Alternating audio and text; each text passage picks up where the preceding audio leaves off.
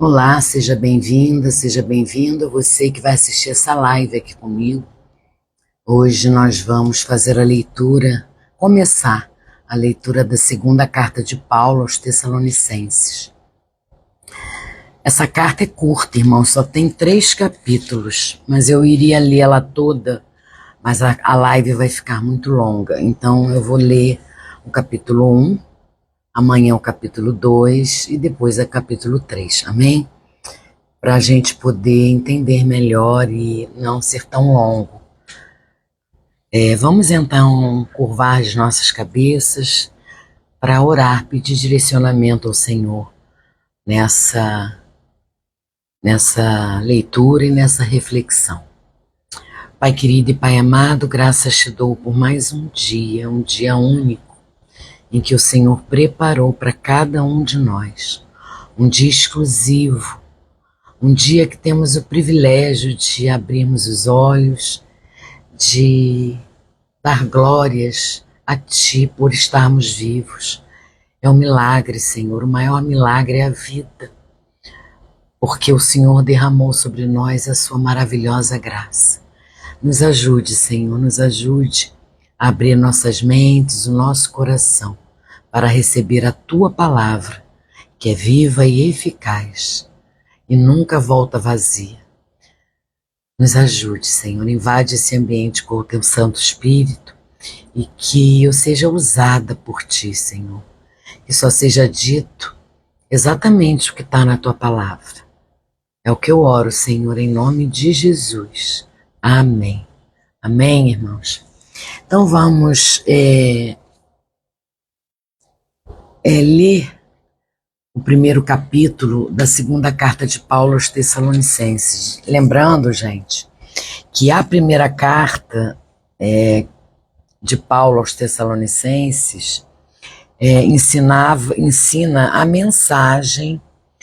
mensagem central da primeira carta de Paulo aos Tessalonicenses é viver uma vida em santidade, com a certeza de que Cristo virá nos buscar.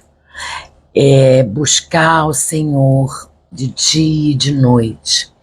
É encher as botijas do nosso coração, da nossa alma, do azeite perfeito que é a palavra de Deus. Então é isso que nos ensina a primeira carta, que a gente esteja sempre buscando nos encher da palavra todos os dias, porque nós não sabemos o dia e a hora da volta do Senhor e precisamos estar pronto. Então, esse ensinamento foi o que Paulo deu aos Tessalonicenses em sua primeira carta. E, consequentemente, esses ensinamentos é para a gente também. A segunda carta, ela nos ensina que o iníquo enfrentará a vingança do Senhor. O que significa a palavra iníquo, irmãos? A palavra iníquo é alguém que já está tão acostumado com o pecado que essa pessoa não se importa com as consequências e não se sente envergonhado em fazer qualquer coisa que afronte a Deus, que desagrade a Deus. O pecado para essa pessoa iníqua é uma coisa normal, é uma coisa que ela está tão acostumada a fazer que não a deixa constrangido ou constrangido. Isso é ser uma pessoa iníqua. Então, na segunda carta de Paulo, ele nos ensina que o iníquo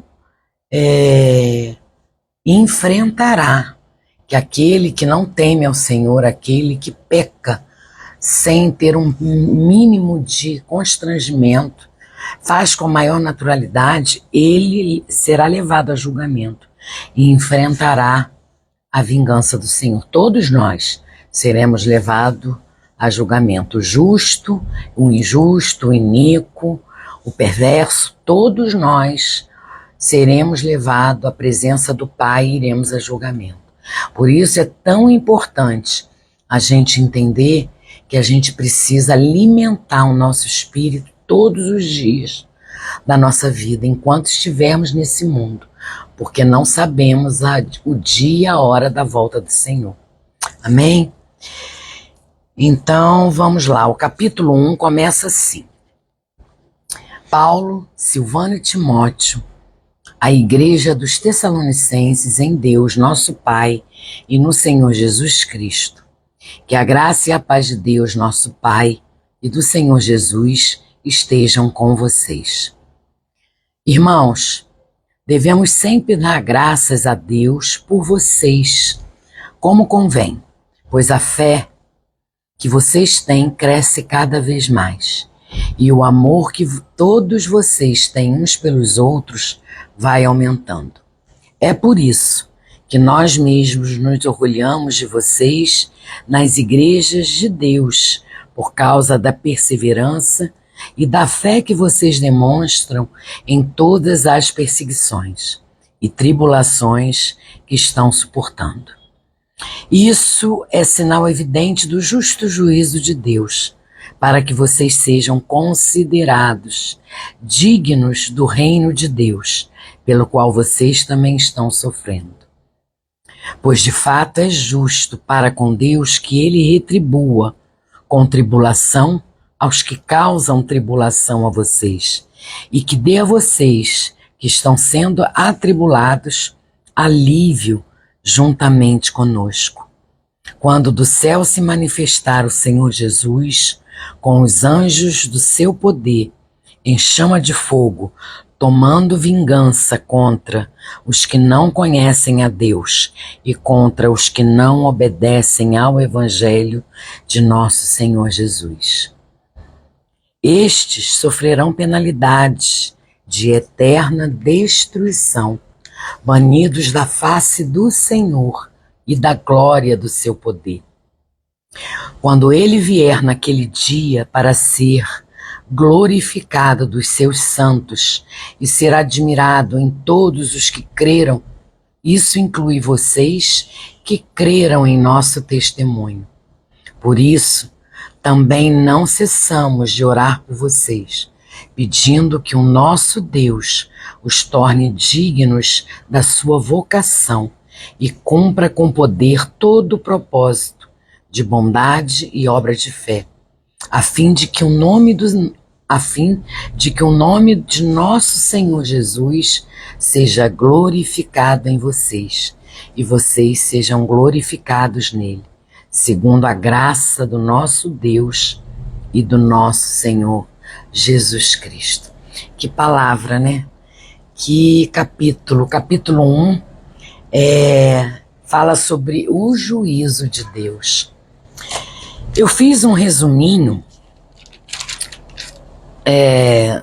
de todos os capítulos, mas eu vou deixar para ler no final do terceiro capítulo. Eu vou agora me deter a falar do capítulo 1. Paulo fala sobre o juízo de Deus e ele inicia de forma enérgica falando sobre o castigo de Deus sobre os que não conhecem a Cristo e a segunda vinda dele. E como Deus glorificará os santos, os seus santos. Paulo dá ele ora para que o próprio Deus cumpra seu bom propósito na vida de cada um dos irmãos de forma gloriosa. É isso que Paulo fala aqui no primeiro capítulo. Ele fala do juízo de Deus. Paulo escreveu a segunda carta aos Tessalonicenses. Eu vou falar para vocês o que eu entendi dessa segunda carta, a reflexão que eu fiz.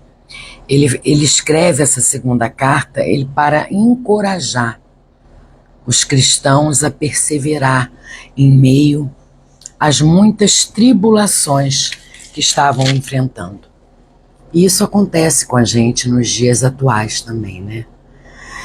Paulo, ele queria resolver problemas que estavam sendo causados pelo tema, pela volta, né? Pelo tema que eles falavam da volta do Senhor Jesus. Esse tema era abordado demais nessa segunda carta, a volta do Senhor Jesus. E muitos achavam que não precisavam mais trabalhar, alegando que Jesus, ele estava prestes a voltar. Então trabalhar seria inútil, era o que eles achavam. Paulo, ele esclarece que não devemos utilizar textos bíblicos soltos, sem contexto, para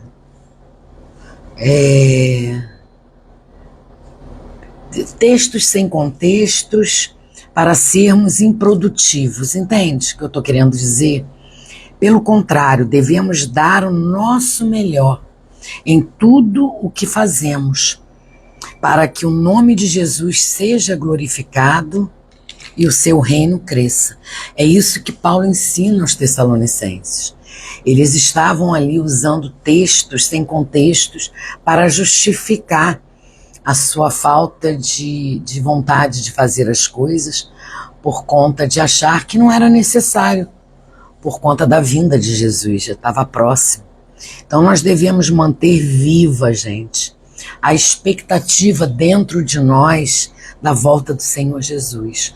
Todo dia a gente deve vigiar o nosso comportamento, vigiar o nosso falar, o nosso olhar, o nosso agir, porque o Senhor pode voltar a qualquer momento. Ele pode demorar, como ele pode voltar daqui a 10 minutos. Ele pode voltar daqui a 2 horas. A gente não sabe o dia, a hora que Jesus vai voltar. Por isso a gente precisa estar pronto para essa volta. E estar pronto para essa volta é estar em comunhão com o Senhor, é buscar o Senhor, é alimentar o nosso espírito através da palavra, através da oração. E a gente não deve parar nossa vida ou a nossa produtividade com base nesse argumento, achando que o Senhor vai voltar e a gente já fez o que tinha que fazer, agora é esperar. Não é assim que funciona no mundo espiritual e não é assim que o Senhor nos ensina na sua palavra. E muitos crentes, eles vivem miseravelmente com o argumento de que não levarão nada deste mundo, de que tudo será desfeito e que tudo é vaidade. Realmente, enfim, se a gente for ler o contexto, tudo é vaidade, realmente. A gente precisa priorizar as coisas do alto e não as coisas do mundo. Nós, cristãos, andamos na contramão do mundo. Nós, cristãos, não podemos focar nas coisas desse mundo, nas coisas da terra, das coisas que o homem iníquo, né? O homem que não tem temor, o homem que vive em pecado faz. A gente precisa andar olhando para Jesus, tentando buscar nos parecer cada vez mais com Ele. É difícil, irmão, mas não é impossível. A gente precisa olhar para o espelho todo dia de manhã e perguntar para nós mesmos: como é que eu estou me portando? Como é que o Senhor está me vendo? Como é que eu estou agindo? Eu estou agradando ao Senhor? A gente precisa ser confrontado. A gente precisa nos questionar quanto à nossa fé, quanto à nossa dedicação à palavra do Senhor, quanto à nossa entrega. Nós precisamos ter um relacionamento com Deus aqui nesse mundo. Buscar o Senhor em espírito e em verdade, através das orações e através da leitura da palavra. O Senhor é a própria sabedoria, é a sabedoria em pessoa. Então é só Ele que vai nos ensinar, só Ele que vai nos dizer o que é certo e o que é errado. E eu continuo aprendendo, né? Eu continuo vendo aqui nesse capítulo, nesses capítulos dessa segunda carta, que no fundo essas pessoas que dão essas desculpas, elas são preguiçosas e indisciplinados e justificam a sua ociosidade distorcendo a palavra de Deus. Sabe o que eu aprendo, meus irmãos? Sabe o que eu tenho aprendido? Que fé é uma escolha. Que tudo que a gente pratica com excelência, que tudo que a gente faz com disciplina, a gente começa a fazer bem feito. E é desse jeito que a gente precisa agir com o Senhor, com disciplina, com amor, com dedicação, priorizar o Senhor, ter foco. E isso é criar hábitos. Precisamos criar hábitos, fortalecer esses hábitos, a ponto de nos sentirmos incomodados quando não colocamos ele em prática. Entende o que eu estou falando? É desse jeito que a gente precisa agir, criando hábitos na presença do Senhor, vivendo o Evangelho, carregando a nossa cruz, sentando todo dia de manhã no nosso sofá, nos rendendo aos pés do Senhor, clamando a Ele, orando a Ele, tendo momentos a sós com Ele e nos deleitando na palavra de Deus, porque é só através da sua palavra que vamos encontrar a verdade, porque a palavra, Jesus é a verdade, o caminho é a vida. Então é só através da palavra que a gente vai se fortalecer, que a gente vai criar raiz, a nossa fé fortalecida de glória em glória, de fé em fé. E nós precisamos colocar isso como um hábito, como foco em nossas vidas. Procure fazer isso. Vai ser difícil nos primeiros dias, mas depois você vai ver. Você começa a orar sem vontade, você começa a ler sem vontade, mas você termina dando glórias a Deus por aquela leitura, dando glórias a Deus pela presença do Espírito em sua vida. É isso que eu aprendo, irmãos. É isso que o Senhor tem me mostrado todos os dias da minha caminhada. Que não importa o momento que você esteja vivendo, não importa a tribulação, não importa o deserto que você esteja passando. Tire o foco do seu problema, coloque o foco no Senhor, porque é Ele que vai te ajudar a passar pelo vale. É Ele que vai segurar na tua mão e vai dizer para você: filho, filha, eu sou com você. Descansa em mim.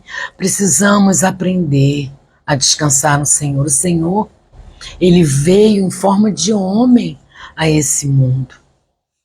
Ele abriu mão da sua glória para ser igual a gente. A única coisa de diferente é que Ele não pecou. Mas Ele veio, Ele dormia, Ele se irou, Ele chorou, Ele viveu como eu e como você. Descansar no Senhor, precisamos descansar. E descansar literalmente. Desligar, deitar. Larga o teu celular 1 hora antes. Quando você for deitar, 1 hora antes, largue o seu celular, coloque ele em outro cômodo, para que você desligue a sua mente. Mas não adianta, muitas vezes achamos que descansar, né, é aproveitar um pouco os prazeres desse mundo, ver uma televisão. Nada contra, irmãos, nada contra. A gente pode sim ver um canal que vá nos edificar, assistir um culto através da internet, a gente pode sim. Mas o interessante é que a gente descanse literalmente no Senhor. O nosso corpo precisa de descanso para que a gente recarregue a bateria. Eu estou tentando criar hábitos em relação ao horário de eu deitar e ao horário de eu levantar. Tá muito difícil, meu irmão e minha irmã, eu colocar isso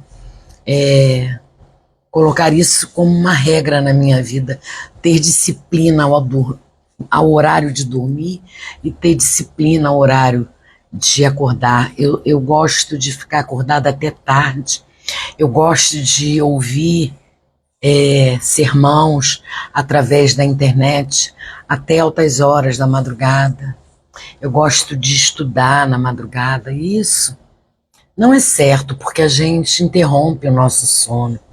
A gente um ciclo, fica todo o nosso organismo, ele entende que a gente precisa descansar e de manhã a gente precisa estar revigorado. E dormindo tarde, não conseguindo ter uma noite de sono relaxante, uma noite de sono com disciplina, o que acontece? A gente dorme até tarde, a gente não consegue acordar cedo, o nosso dia não fica produtivo, a gente acaba trocando a noite pelo dia, e isso não é certo.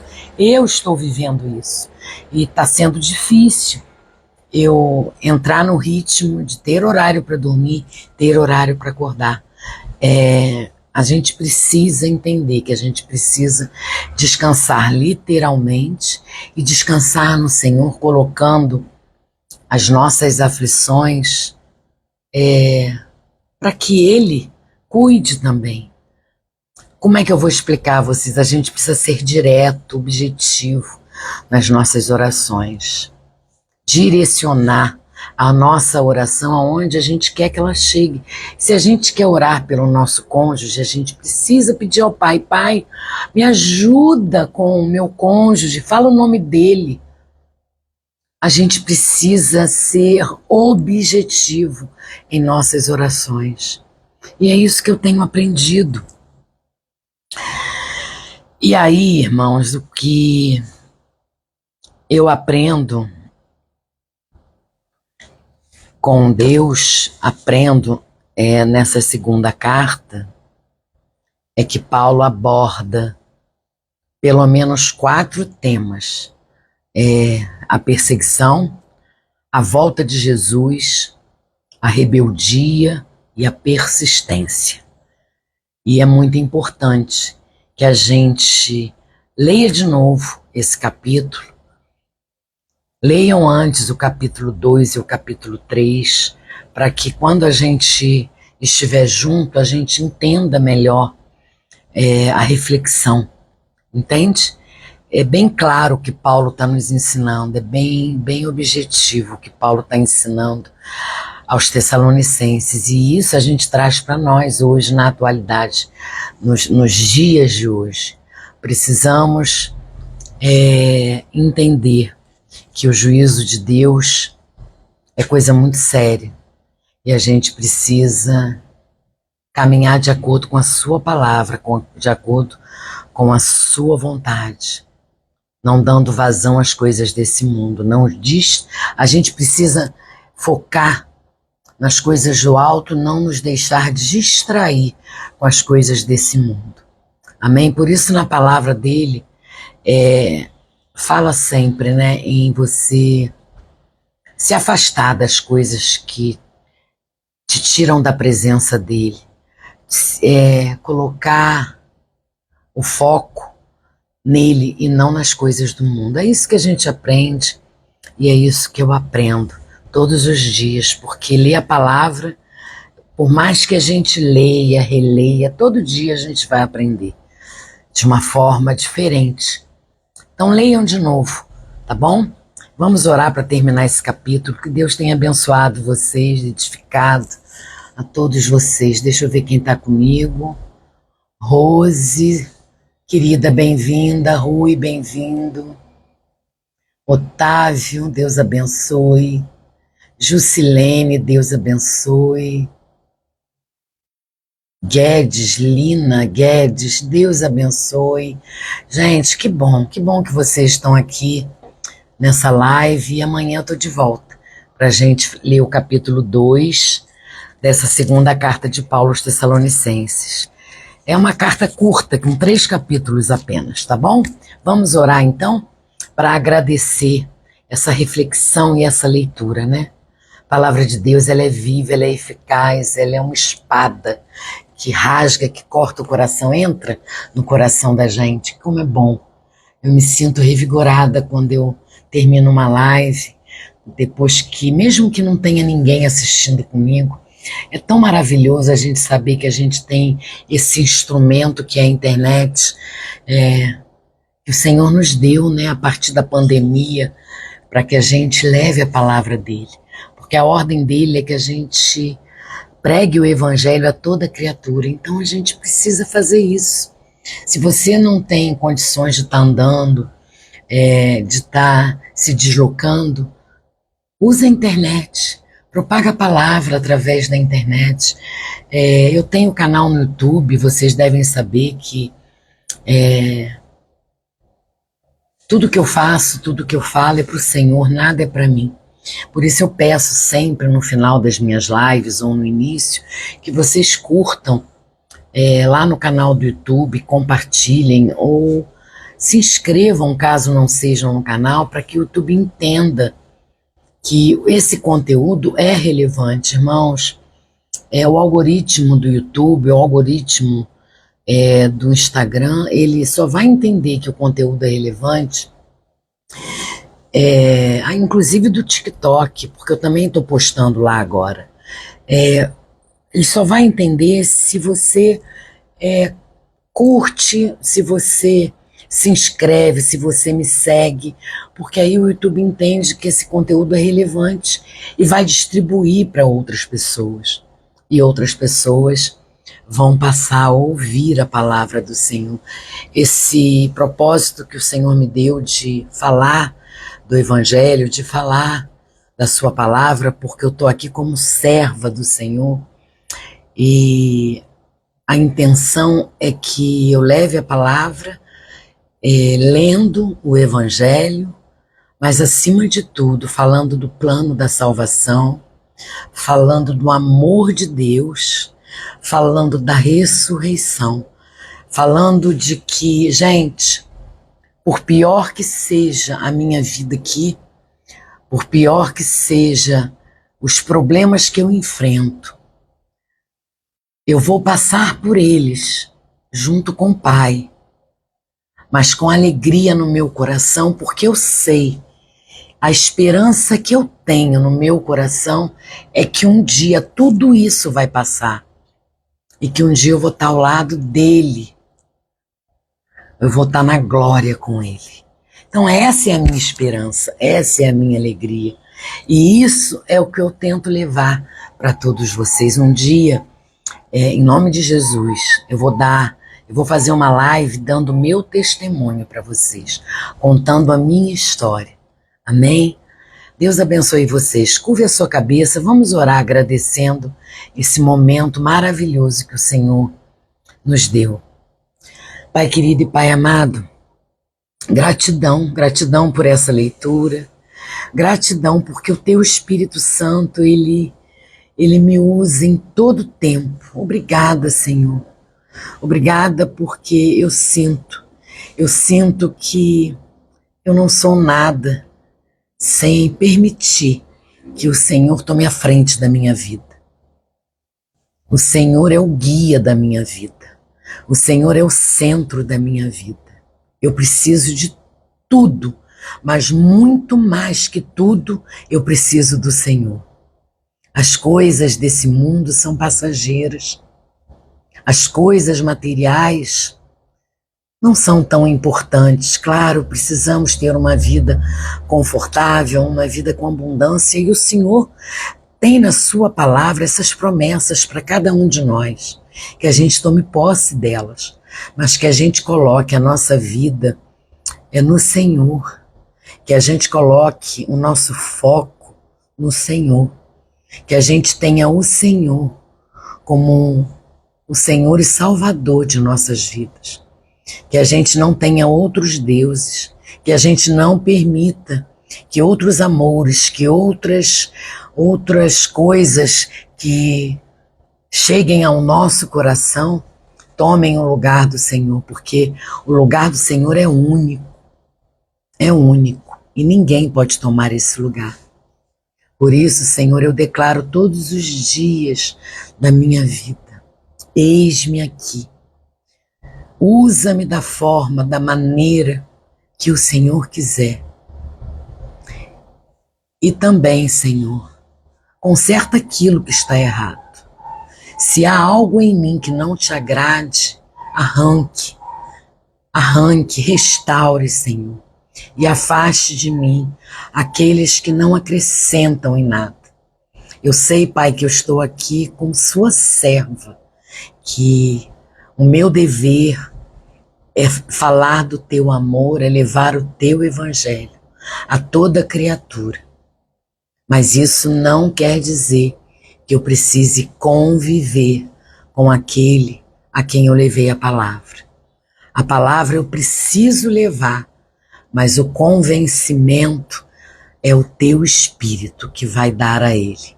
Então nos ajude, Senhor, a ganhar almas para ti. Nos ajude, Senhor, a entender e a obedecer a tua palavra. Nos ajude a priorizar, a ter disciplina e foco nesse encontro contigo todos os dias. É o que eu oro, Senhor, e fica conosco, continua ministrando, continua falando aos nossos corações, que a gente não só tenha levado tudo que a gente leu e aprendeu aqui para as nossas mentes, para o nosso conhecimento intelectual, mas que a gente tenha levado principalmente, Pai querido, aos nossos corações, que a gente tenha guardado isso tudo que a gente leu e aprendeu dentro dos nossos corações e que a gente coloque em prática. Que o temor, que a tua graça nos baste, que nada mais seja maior do que a tua presença em nossas vidas. É o que eu oro, Paizinho, em nome de Jesus. Amém e amém. Amém, irmãos. Deus abençoe vocês infinitamente. Até amanhã, se Deus quiser e se assim Ele permitir. Beijos, fiquem com Deus.